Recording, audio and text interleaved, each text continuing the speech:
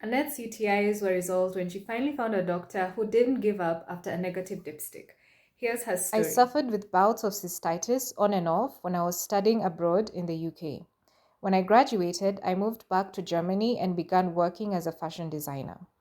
This was a very stressful time for me, mentally and physically, and ultimately, after a few months, I got a severe case of cystitis. When I was in the UK, I had relied on a particular brand of cranberry juice to relieve my symptoms, but I couldn't get my hands on it in Germany. I convinced myself that this was the reason I wasn't getting any better. I finally got my hands on some of the right cranberry juice, and just like that, I was fine. I moved back to the UK and suffered less with the milder climate. My first serious relapse occurred when I was in my early 30s, when I was working full time and had two toddlers. These relapses continued for a couple of years. I tried acupuncture and osteopathy without improvement.